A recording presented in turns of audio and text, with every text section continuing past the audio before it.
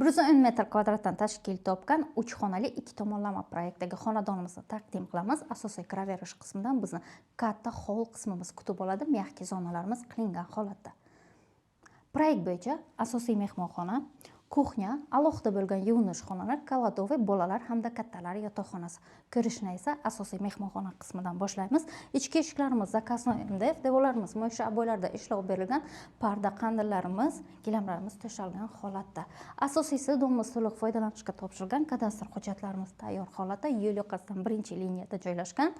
Kuxnya qismimiz konturli kotel, fartuklarimiz, shotchiklarimiz qilingan holatda hamda mehki zona uchun joylarimiz mavjud. Maktab bog'cha dostupni joyga joylashgan. Manzilimiz sharq chorrahasi. Alohida bo'lgan yuvinish xonalari pastdan tepagacha to'liq kafil qilingan, qo'shimchasi ariston mavjud. Yuvinish xonasi, kattalar yotoqxonasi.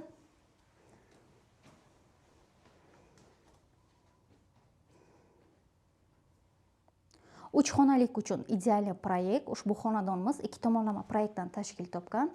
Bolalar yotoqxonasi hamda kaladoviy qismimiz.